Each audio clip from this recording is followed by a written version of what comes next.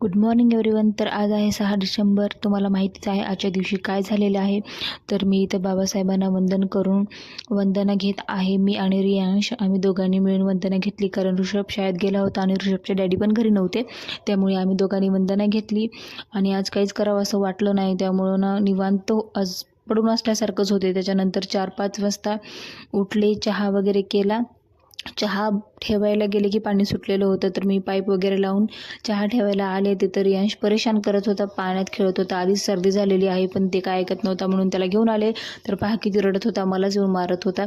आणि त्याच्यानंतर चहा घेतला गरमागरम मस्त. तर पहा बाबासाहेबांच्या फोटोला पण कसतरीच होत होतं आज. म्हणजे फिलिंग सांगू शकत नाहीत. आणि लगेच पाईप टाकीमध्ये टाकला आणि पीठ सुरायला घेतलं. लेडीजचं कसं असतं माहिती आहे का, मल्टीटास्किंग जे माणसं पण करतात, पण लेडीजला खरंच सॅल्यूट आहे. वर्किंग वुमनसुद्धा असल्या तरी बाहेर काम करून येऊन घरी सगळी कामं करतात, सगळं घर मॅनेज करतात, ऑफिसमध्ये मॅनेज करतात. तर चला, बाईला आणखीन किती नावं आहेत हे तुम्हाला तर माहीतच आहे. तर मी इथं पीठ वगैरे चुरून घेत आहे आणि त्याच्यानंतर डबल मला बाहेर जाऊन बघायचं होते काय करते. तर मी भांडे घासायला घेतले होते. भांडे काही जास्त नाहीत माझे, पाणी वगैरे भरून ठेवण्याचे. टाकी आणि 1-2 जार आहेत ते मी भरून घेणार आहे.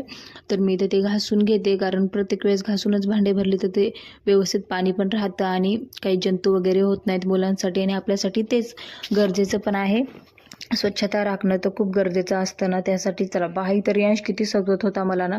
ते अर्धं काम म्हणजे जे व्हायचं काम ते होऊ देत नाही, मध्ये मध्ये काही ना काही करतो. आणि थंड पाणी होतं, 6:30 वाजलेले होते, इतकं गार लागत होतं. पण तरी ना, सॉरी 6:30 नाही 6 वाजले असतील.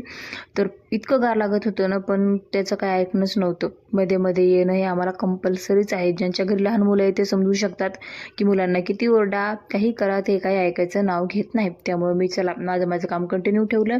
पाणी भरायला घेतलं, जार वगैरे भरून घेतले आणि त्याच्यानंतर पोळ्या करायच्या होत्या मला. त्याच्यामुळं मग घरात आले पाणी वगैरे भरल्याच्या नंतर आणि पोळ्या करायला घेतल्या. पीठ चुरून ठेवलेलं होतं, तुम्ही तर पाहिलंच. ते पीठ घेतलं, त्याला तेल वगैरे लावून चुरून घेतलं आणि त्याच्यानंतर पोळ्या केल्या. लगेच मला भाजी पण बनवायची होती आणि तितक्यात ऋषभचे डॅडी आले. त्यांना गरम पाणी ठेवलं होतं आंघोळीसाठी, कारण ते आमचे एक रिलेटिव्ह वारले होते तर त्यांच्यामुळं ते बाहेर गेले होते. मग ते आले, आंघोळ वगैरे केली, तोपर्यंत मी पोळ्या करून घेतल्या. मग त्यांनी जाऊन शेव आणली आणि मग मी शेवभाजी तयार करायला घेतली, कारण भाजी बनवायची राहिली होती. भाजी बनवली. तर पहा अशी भाजी बनवली आणि त्याच्यानंतर यंश आणि ऋषभची मस्ती बघा. जेवण झाल्याच्या नंतर कसा धिंगाणा असतो या तिघांचा. बाजूला ट्रेन बनवली होती आणि हे बागे उशा टाकून त्याच्यावर डब्बे बसलेले होते बघा, हे 2. तर चला आजच्या ब्लॉगमध्ये एवढंच, भेटूया उद्या. Bye bye.